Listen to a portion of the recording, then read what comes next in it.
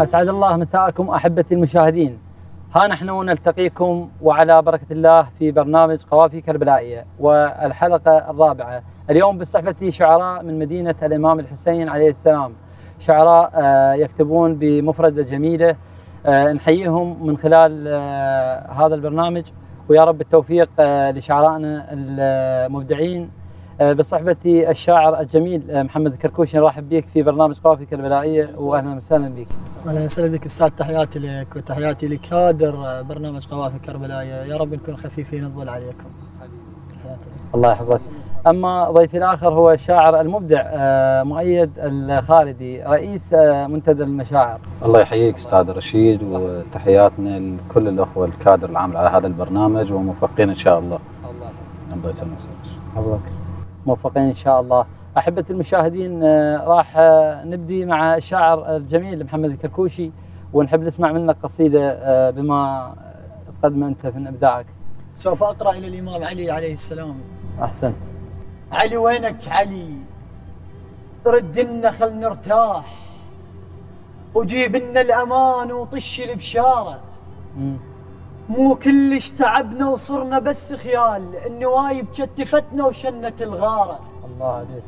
ضيعنا السبب، ما نعرف احنا منين، البشر هو اللي تغير مدري افكاره. علي كون اللي يزورك خشن شفه هواي، وكون يصون بيته ويحمي خطاره. علي كون اللي يزورك خشن شفه هواي، وكون يصون بيته ويحمي خطاره. علي يابا الحسن مختنق حيل الروح، ونفس روحي من ذكرك يرجع الداره. علي كومه يتامى وانت ما موجود، وحتى الجار عقبك ما عرف جاره. يا سر الاله اللي هو احتاجك حيل، تدخل وسط ريته وتمحي اثاره.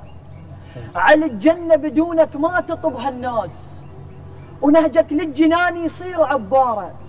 حدب كل عمرنا وحضن شف الموت، الما يمشي على دربك شنو هو اعذاره. حدب كل عمرنا وحضن شف الموت، الما يمشي على دربك شنو هو اعذاره. عذبنا بجثثنا وما اخذنا الموت، واحدنا كريم وما طفت ناره. بينا الموت سير ياخذ الزينين، يستنقع لك يا فوذاب سناره.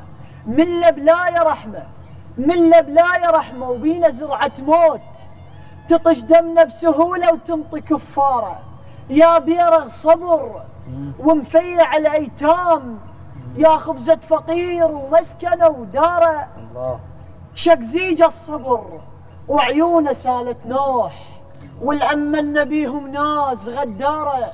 يا ابو تراب، يا ابو تراب وينك والله صرنا تراب. يا ابو تراب وينك والله صرنا تراب، وضيعنا الرساله وضاعت الشاره. الله الله. طبعا كلمات ولائيه جميله، احييك على هذا القلم الجميل. الله يشكرك، شكرا وهذا الاحساس الرائع. الله يحفظك وجعل الله ان شاء الله في سجل اعمالك. الله يتقبل منك. استاذ محمد، يا حبذا يعني لو نسألك ما هي اجمل القصائد الى قلب الشاعر محمد الكركوشي؟ يعني استاذ رشيد تعرف الشعر اكثر القصائد يعني قريبه الى قلبي، ولكن يعني عندي قصيده قريبه الى قلبي جدا، قصيده للحوراء زينب عليه السلام. نعم، بارك الله فيك. الله يحفظك. احبتي المشاهدين، انتقاله اخرى للشاعر المبدع الاستاذ مؤيد الخالدي. الاستاذ مؤيد الخالدي طبعا نرحب بك في برنامج قوافي كربلائيه، وانت ضيف جميل وشاعر جميل، والحلقه اليوم ان شاء الله بها ملوحه مثل ما يقولون بقولة هنا بالعربي، بوجود شعراء مبدعين امثالكم. الله يحفظك. الله يسلمك. نحب نعرف منك فد نبذه قصيره عن منتدى المشاعر الثقافي الذي اسس حديثا في كربلاء طبعا، واللي صارت به ضجه اعلاميه كبيره لابداعه وما قدمه. يسلمك الله حبيبي استاذ الله يحفظك. رشيد، الله يحفظك ويسلمك. طبعا نتمنى نكون خفيفي الظل على هذا البرنامج الموفقين فيه ان شاء الله. الحقيقه منتدى المشاعر الثقافي اللي تاسس قبل حوالي 8 اشهر يهتم بالدرجه الاساس بالشعراء الشباب. نعم. وابتدت فكره التاسيس مع اخواني الشعراء عباس عقم تحياتي له، والشاعر الحبيب الموجود ويانا محمد كركوشي ومصطفى جواد وهواي شعراء الباقين اصدقائنا. وكان بالبدايه بالنيه العمل مع احدى المؤسسات، لكن كوننا نعتبر الشعر قضيه رساله انسانيه وقضيه مقدسه، آلينا على انفسنا ان يكون منتدى المشاعر الثقافي منتدى مستقل نهائيا عن اي التزامات اخرى. موفقين ان شاء الله. وممول بذاته، اما انجازاته فهي واضحه للعيان كما تفضل حضرتك. يسلمك الله. سمعتكم غلبتكم بما قدمتوه من ابداع. ربي يسلمك. في بدايه برنامجنا قافيه كربلائيه نحب من الشاعر مؤيد الخالدي انه ينورنا في كتاباته. ايش محضر اليوم؟ يسلمك الله استاذ رشيد. بدا اخوي محمد الكركوشي بقصيده الامام علي: فغليت على نفسي ان ابتدئ بعلي ولا اجمل علي وحده وقصيده اسمه سلام الله عليه. احسنت. الله يسلمك. لكن بطريقه مختلفه قد تكون. انت كلش تختلف بالكون اكيد. ربك اختارك علي بهذا القرار. الله. انت والكعبه صدق متوالمين، شق براسك مثل شق الجدار. كعبه يا مولاي انت الكل شريف، للضمير الحي صرت اعظم مسار. ظلمه كل الدنيا كانت وانت نور، علي ما رد هالشمس رد النهار. الما عرف اسمك ابد لا يحكي بيك، الما عرف اسمك ابد لا يحكي بيك. علي ثوره على الظلم مو بس شعار. علي يا اول امير بجفه طين، الماهدر مال الرعيه وعلى دار. حاكم الدنيا علي وما سد طريق، الكان يم بيته ولا اذى جار. القلع خيبر علي كان اللي يجيه قبل لا يوصل هبابه يقول له صار، قبل لا يوصل هبابه يقول له صار. علي صح هيئه بشر لكن ملاك، ما نساوي هالزغار ويا الكبار. قد ملأتم قلب قيحا هو قال، من الشياطين اللي تغشت بالوقار. كافي ما نجرح علي نزيد المصاب، الشايل اسمه يكون قد الاختبار. كون اشوف ببيتك ينام اليتيم بمكتبك لا تحط له صوره بالفقار. الله. كون اشوف ببيتك ينام اليتيم بمكتبك لا تحط له صوره بالفقار. الله يحفظكم. ربي كما نوهت للمشاهدين الكرام يسلمك الله انه الحلقه يملأها الملوحه والعذوبه والابداع. جمال روحك استاذ. احسنت على هذه الكلمات الغنائيه استاذ مؤيد. كيف كانت بداياتك الشعريه وبمن تاثرت من الشعراء؟ في الحقيقه البدايات كانت يعني تقريبا كتب مؤيد الخالدي القصيده 2001 اقدر اقول كتبت القصيده. البدايات كانت بدايات بسيطه. نعم. قبل هذا الوقت. موفق ان شاء الله. رب يسلمك. لكن بداياتي لم تكن في الشعر الشعبي، الاغلب ما كتبت انا ولحد الان بالشعر الفصيح. نعم. اكتب العمودي والشعر الحر الى اخره من الوان الشعر. مختص في لون معين ام يعني الالوان اغلبها ما اختصيت بلون يعني ما مختص على لون محدد. لا اكتب الفصيح بالوان المتعدده والشعبي ايضا بالوان المتعدده. ابرز الشعراء اللي تاثرت بهم الكبير مظفر النواب، له قدسيه خاصه في داخلي. كبير.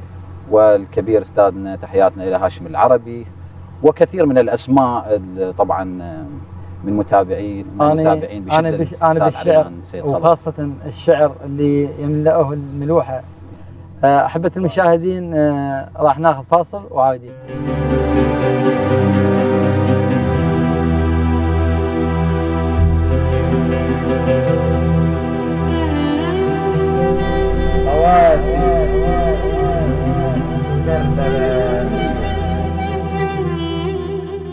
عدنا وياكم احبه المشاهدين وبرنامج قوافي كربلائيه.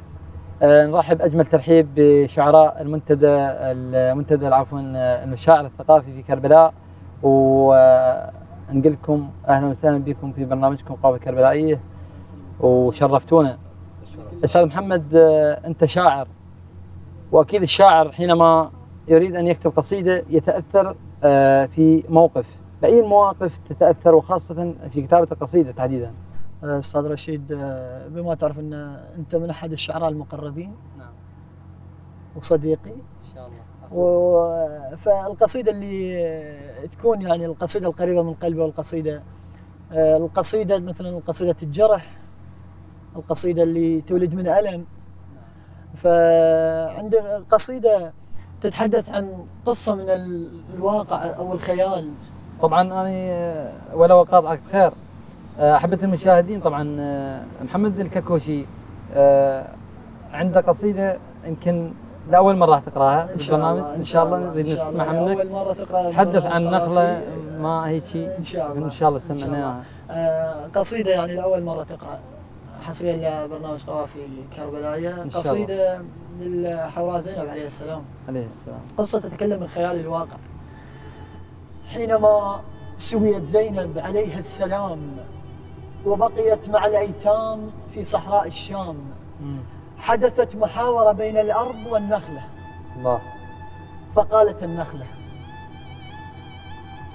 رخ ظهرك خل ينامون الجهال. الله. رخ ظهرك خل ينامون الجهال، صير طيبة ولا تطيرين الغبار. دق صدرك بلكي يطلع منه ماي، قلوبهم فطرة عطش هاي الزغار. الله.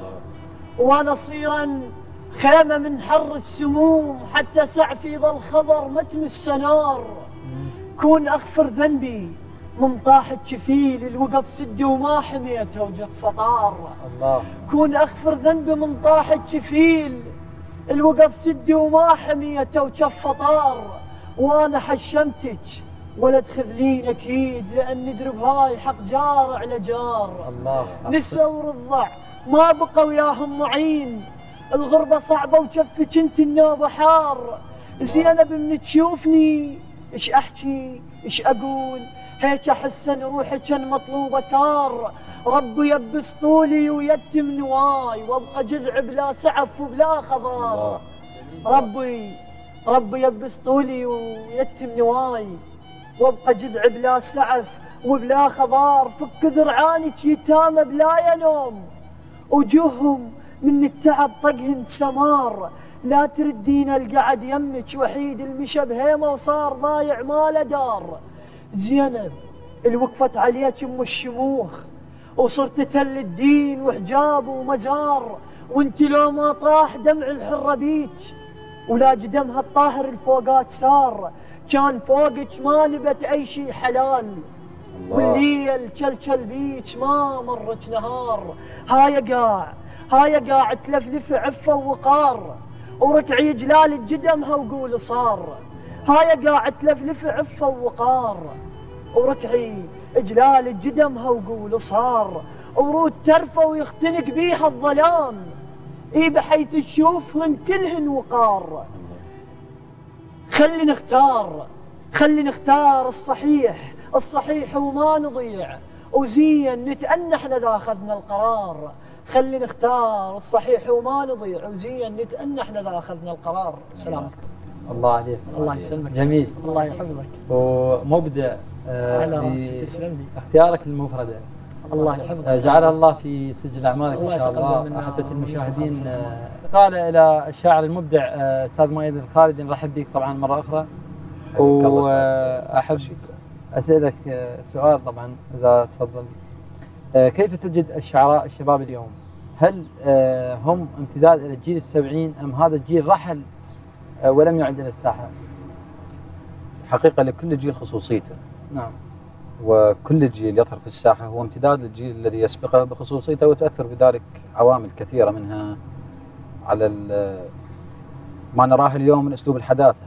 نعم. يستخدم في الشعر. فلكل جيل خصوصيته. أما جيل السبعين فبالتأكيد هو جيل الرائعين، ومن الممكن أن نجد شعراء اليوم قد يكون نتاجهم قريب من جيل السبعين. طبعا أنت شاعر وتكتب للإمام الحسين: يا حسين بضمائرنا النشيد الوطني، ايش يعني لك؟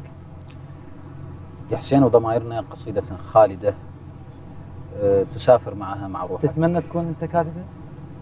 أتمنى هذا الشرف.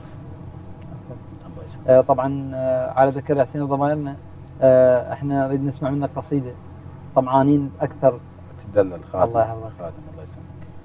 تقرا قصيده لم تقرا سابقا للامام ابو الفضل العباس سلام الله عليه. احسنت. الله يسلمك. ردت وصفك بالشعر بس مستحيل.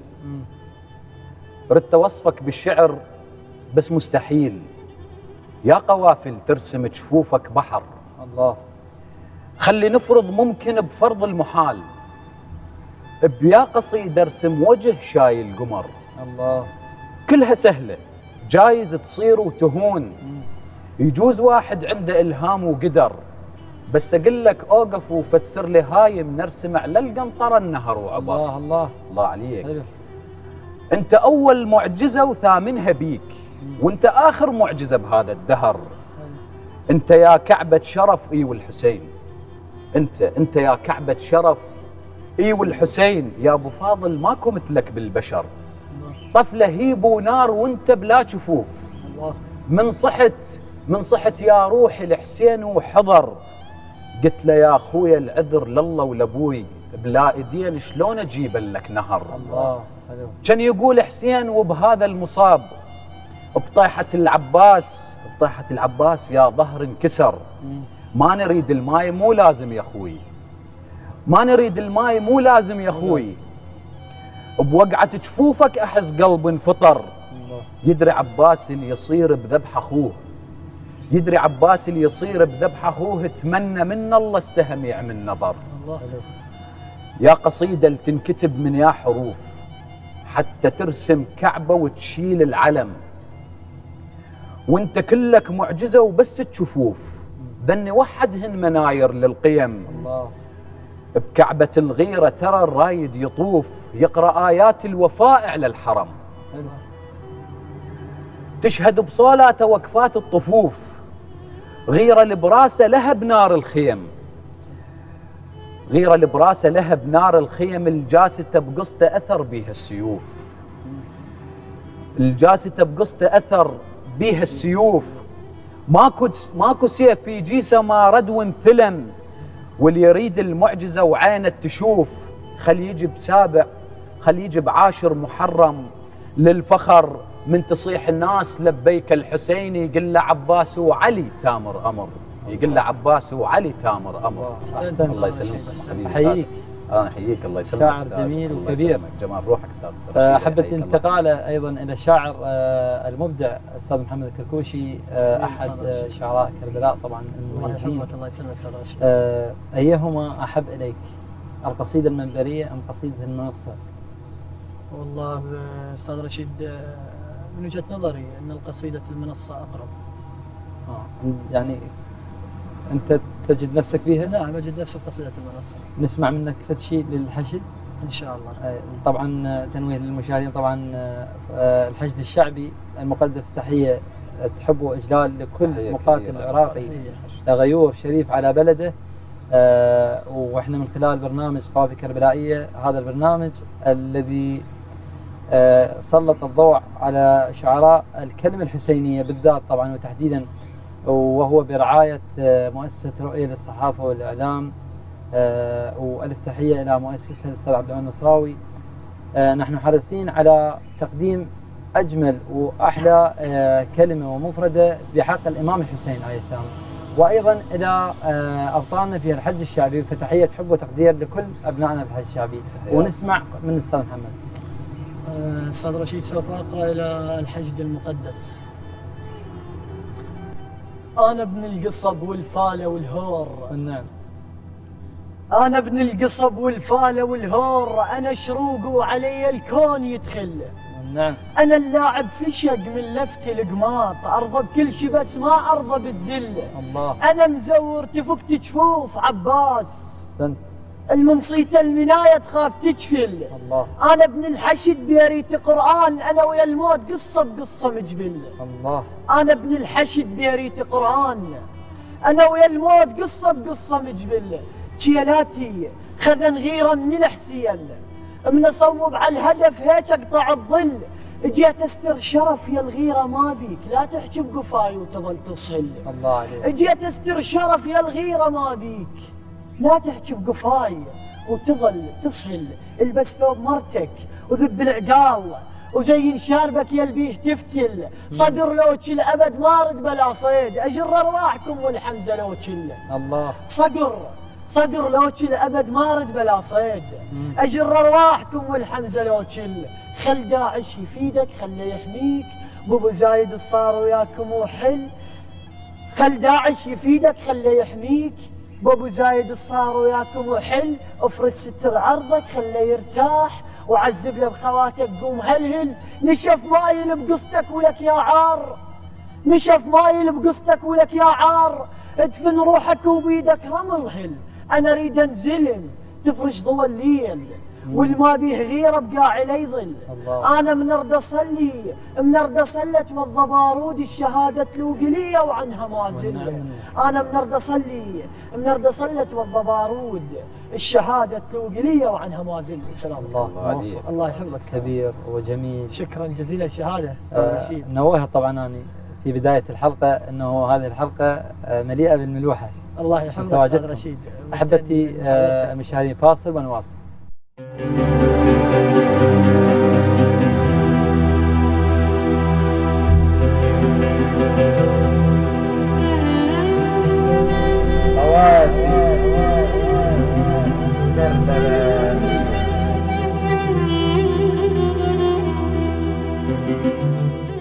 رجعنا وياكم احبتي المشاهدين وبرنامج قوافي كربلائيه. هذا البرنامج الذي اهتم بالشعر والقضيه الحسينيه خاصه.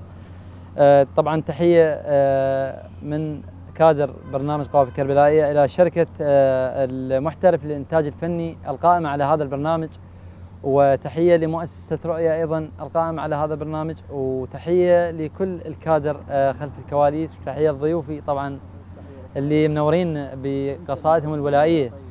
احبتي، مثل ما وعدناكم على شبكه التواصل الاجتماعي هنالك فقره انه للرسائل، ووصلتنا طبعا العديد من الرسائل، راح نقرا طبعا ونعتذر عن اللي ما نقراها لان لضيق الوقت حتى نسمع اكثر من شعرائنا. رساله من علي حمزه الحوامدي، تحياتنا له، يقول السلام عليكم استاذ رشيد، سؤال الى الشاعر محمد الكركوشي بعد التحيه والسلام طبعا. يريد يسمع مشطر منك. يا حبذا لو اسمع طبعا. تحياتنا لك علي حمزه الحوامدي وتدلل. اما الرساله الثانيه من الاخ حسين هلال الهنون، يريد طبعا نسمع قصيده احد الشعراء للحشد الشعبي، وطبعا الاستاذ محمد قرأ للحشد الشعبي، واستاذ مؤيد راح ينورنا بقصيده بفقره ثانيه لشهداء كراده رحمه الله.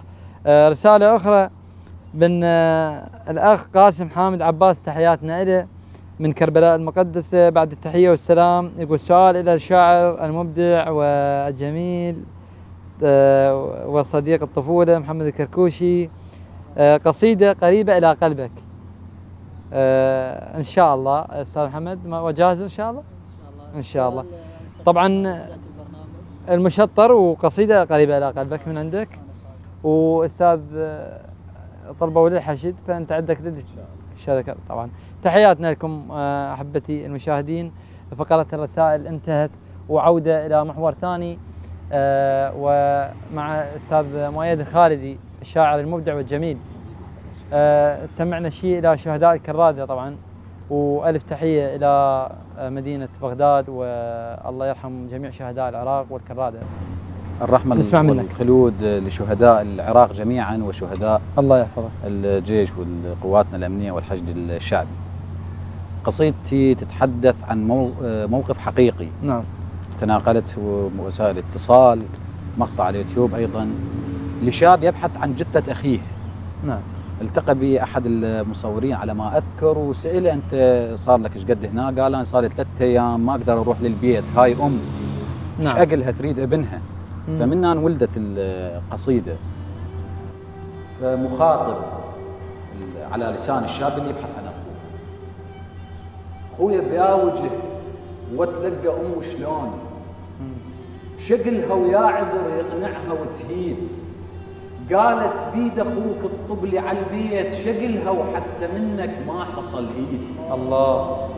شقل لها القمر ما جبته وياي، يا بعد هلال وجهك مايه العيد، 3 أيام أدور صار يا ناس، ردت بس جثة غير الجثة ما ريت.